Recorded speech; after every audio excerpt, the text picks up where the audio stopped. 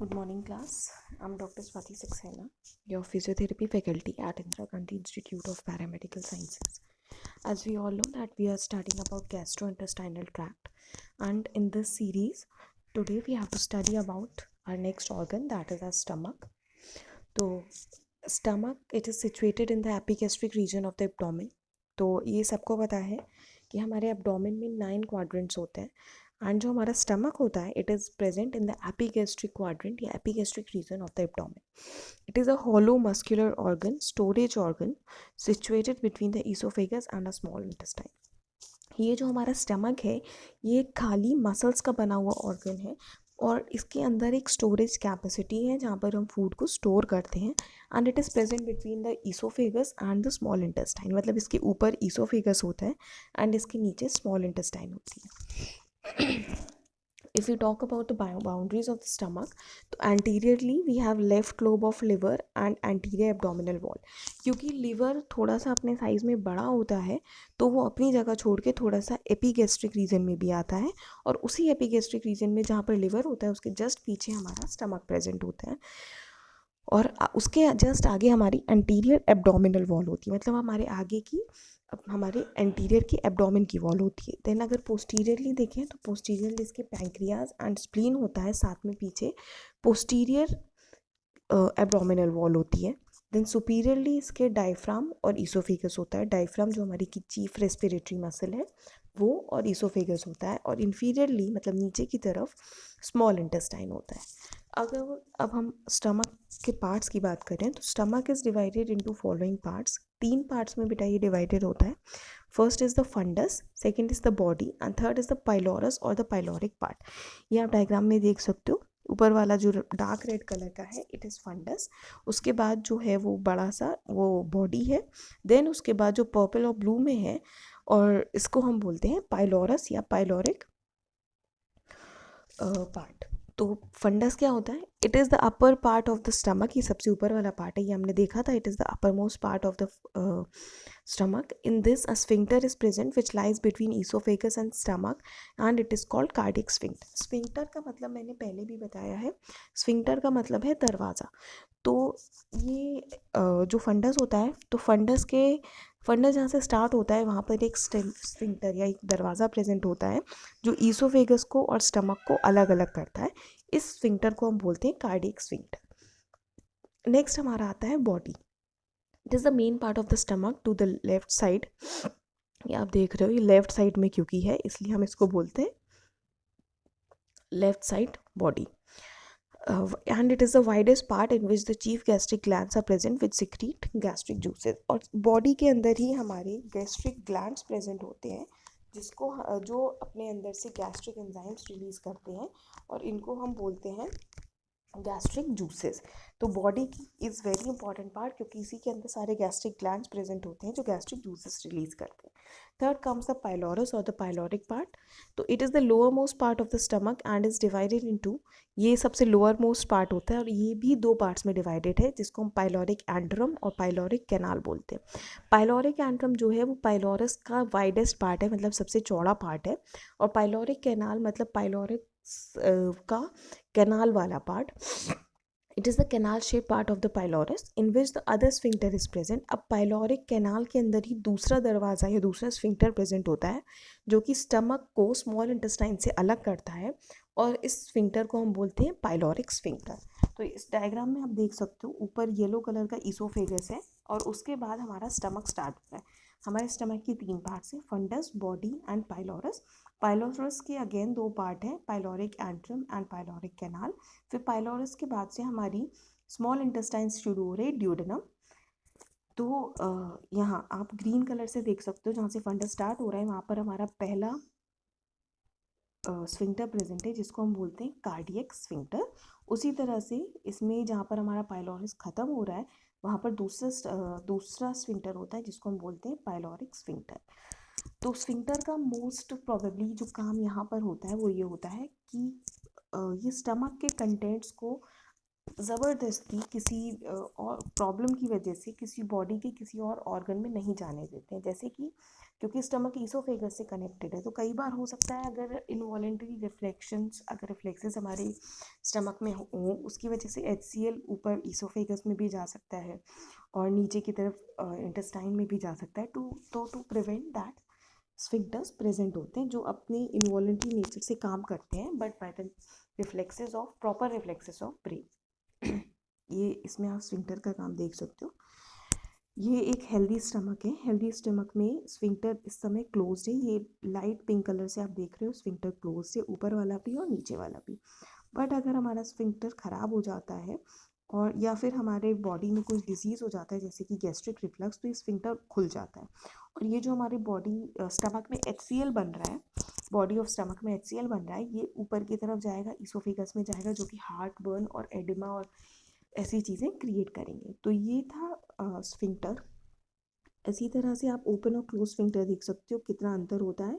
अगर क्लोज्ड है तो हमारे ईसोफेगस और स्मॉल इंटेस्टाइन सेफ है, बट अगर यही खुल जाता है किसी गैस्ट्रिक कंडीशन की वजह से या abnormal रिफ्लेक्स की वजह से, तो ये हमारा ख़राब कर देता है आगे के पार्ट्स को, उसमें डैमेज कॉज कर सकता है। ये आप क्लियरली इस डायग्राम में देख सकते हो। Next comes the functions of stomach. तो स्टमक के फंक्शंस जो है, तो पहला है स्टमक में हम स्टोरेज कर सकते हैं फूड का।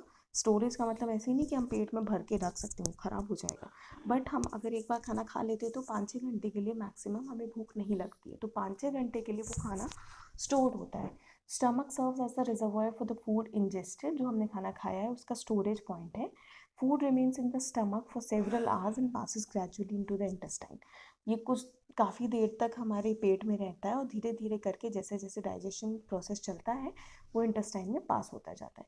सेकेंड प्रोसेस जो बहुत कॉमन है, सबको पता है, उसका काम है digestion. Digestive nutritive substances undergo chemical changes by it's secretary activity which provides the enzyme and HCl is required for the initial digestion of protein। तो जैसे जैसे प्रोसेस चालू होता है डाइजेशन का, स्टार्ट होता है, तो उसमें डाइजेस्टिव एंजाइम्स सिक्रीट करता है हमारा स्टमक, जो कि डाइजेशन में हेल्प करते हैं। कई सारे एंजाइम सिक्रीट करता है, HCl सिक्रीट करता है जो डाइजेशन में मेजर रोल प्ले करता है। Next is HCl kills many of the ingested bacteria. हमारे स्टमक में सबको पता है HCl प्रेजेंट होता है, तो ये डाइजेशन के साथ साथ जो हमने हमारे खाने में थोड़ा बहुत बैक्टीरिया बच जाता है कुकिंग के बाद भी, उसको भी इंजेस्ट करता है, उसको भी ख़त्म करता है। Next is intrinsic factor is necessary for absorption of vitamin B12 produces anemia called pernicious anemia। हमारे स्टमक से ही इंट्रिंसिक फैक्टर्स निकलते हैं जो कि विटामिन B12 प्रोड्यूस करने के लिए बहुत इंपॉर्टेंट है। अगर हमारी बॉडी में विटामिन B12 की कमी होती है तो हमारी बॉडी में अनीमिया हो जाता है, जिसको हम पर्नीशियस अनीमिया बोलते हैं। तो stomach is a very important organ for producing intrinsic factors. Food is released at a controlled steady rate into the duodenum to provide proper time for digestion and absorption of small intestine। अगर stomach अपने अंदर चीज़ें store ना करे तो फिर खाना जैसे हम खा रहे हैं जल्दी जल्दी, वो जल्दी जल्दी इंटेस्टाइन्स में जाएगा और इंटेस्टाइन चोक होने का या इंटेस्टाइन्स ब्लॉक होने की कंडीशन बन जाएगी, क्योंकि स्टमक अपने अंदर स्टोर कर देता है और अपने हिसाब से थोड़ा थोड़ा थोड़ा खाना आगे भेजता है, सो दैट एक एक खाने का पार्ट धीरे धीरे धीरे करके डाइजेस्ट होता जाए और आपकी इंटेस्टाइन पे बर्डन भी ना पड़े। तो स्टमक का बहुत ये इम्पॉर्टेंट रोल है कि ये स्टीडी रेट को एक मेंटेन रखता है, ये एक स्मॉल रेट को या एक स्लो रेट को मेंटेन रखता है फूड के डाइजेशन के लिए। Next comes the gastric glands and gastric juices. मतलब हमारे स्टमक में से कौन कौन से गैस्ट्रिक ग्लैंड्स प्रेजेंट होते हैं और वो कौन कौन से गैस्ट्रिक एंजाइम्स रिलीज करते हैं, जो कि जिसको हम गैस्ट्रिक जूसेस बोलते हैं। तो सबसे पहले होती है main gastric glands. These are maximum in number and are found in the mucosa of the body and fundus in stomach. ये सबसे ज़्यादा नंबर में होते हैं जो, और हमारी स्टमक की बॉडी के म्यूकोसा में प्रेजेंट होते हैं और ये फंडस में प्रेजेंट होते हैं। इनसे दो तरह के एंजाइम्स निकलते हैं, पहले होते हैं पेप्सिनोजन और दूसरे होते हैं पेराइटल सेल्स। तो पेप्सिनोजन जो है वो एक इनएक्टिव फॉर्म ऑफ एंजाइम है और जब इस पर HCl ऐड करता है तो ये एक्टिव फॉर्म में कन्वर्ट होता है, जिसको हम बोलते हैं पेप्सिन। अब पेप्सिन एंजाइम हमारा प्रोटीन और मिल्क को डाइजेस्ट करता है। फिर उसके बाद आता है parietal cells. These are found in the body of stomach, ये हमारी बॉडी ऑफ स्टमक में जैसा कि मैंने बताया था प्रेजेंट होते हैं. They release H plus concentration clear colourless fluid glycoprotein and intrinsic factor. ये H प्लस कंसनट्रेशन का कलरलेस फ्लूइड रिलीज करता है और ग्लाइकोप्रोटीन रिलीज करता है और इंट्रिंसिक फैक्टर रिलीज करता है जो कि विटामिन B12 के लिए इम्पॉर्टेंट होता है और यही आगे जाके HCl बनाने में हेल्प करता है. Next is our cardiac tubular glands found in the gastric mucosa. ये गैस्ट्रिक म्यूकोसा में प्रेजेंट होता है and it secretes soluble mucus. Third हमारा आता है pyloric glands. These are found in the mucosa, ये भी म्यूकोसा में ही प्रेजेंट होते हैं. They also secrete soluble mucus, ये भी सॉल्युबल म्यूकस को सिक्रीट करते हैं. अगर पाइलोरिक ग्लैंड्स में हम अंदर जाकर देखें तो उसके इनर साइड पे कुछ सेल्स प्रेजेंट होते हैं जिनको हम जी सेल्स या गैस्ट्रिन सेल्स बोलते हैं और ये एक एंजाइम रिलीज करते हैं जिसका नाम होता है gastrin. Gastrin is a very important enzyme और इसके कई सारे फंक्शंस हैं जैसे it stimulates gastric acid and pepsin secretion. ये गैस्ट्रिक एसिड का सिक्रीशन और पेप्सिन का सिक्रीशन इंक्रीज करता है. पेप्सिन यानी कि प्रोटीन डाइजेस्टिंग एंजाइम. फिर growth of mucosa of stomach, ये म्यूकोजा को भी ग्रोथ करने में हेल्प करता है. स्मॉल और लार्ज इंटेस्टाइन को भी ग्रोथ करने में हेल्प करता है. Next comes the gastric motility. जैसा कि मैंने बताया था पेरिस्टाल्टिक मूवमेंट्स होते हैं और भी कई तरह के मूवमेंट्स होते हैं स्टमक में जो सो दैट जो खाना हमारा पेट में गया है वो आगे जा पाए. तो उसको आगे भेजने के लिए जो मोटिलिटी होती है उसको ये स्टिमुलेट करता है. Next comes the insulin and glucagon secretion after protein meal. जब हमने प्रोटीन खाई है तो उसके बाद इंसुलिन और ग्लूकागोन ये भी दो तरह के एंजाइम्स हैं. इंसुलिन जो हमारा ब्लड शुगर लेवल को कम करता है और ग्लूकागॉन जो हमारे ब्लड शुगर लेवल को बढ़ाता है. इन दोनों एंजाइम्स को सिक्रीट करता है, उसको स्टिमुलेट करता है. फिर आते हैं हमारे गैस्ट्रिक जूसेस की प्रॉपर्टीज़ क्या क्या होती हैं. तो डेली सिक्रीशन होता है इनका लगभग 2 से 3 लीटर. फिर इसमें एंजाइम्स जो प्रेजेंट होते हैं वो होते हैं pepsinogen, pepsin, rennin, gelatinase, gastric lipase, lysozymes, urease, carbonic anhydrate. ये सब नाम है एंजाइम्स के. फिर इसका पीएच होता है 1 से 2 यानी कि ये बहुत ज़्यादा एसिडिक इन नेचर होता है क्योंकि इसमें HCl भी प्रेजेंट होता है. Next comes the cations. तो इसमें Na+, K+, H+ and Mg2+ हमें मिलता है. एनाइंस अगर देखें तो Cl-3, HCO3-, SO4 and phosphate मिलता है. रिएक्शन क्योंकि एसिडिक होता है क्योंकि इसमें HCl प्रेजेंट होता है, मैंने ऊपर भी बताया था. Intrinsic factor help in absorption of vitamin B12. Mucus, दो तरह के म्यूकस होते हैं, soluble mucus and visible mucus. And last is water, इसमें वाटर कंटेंट भी बहुत ज़्यादा होता है. तो this is the end of our this video and the end of stomach. इसके साथ हमारा स्टमक ख़त्म हो जाता है.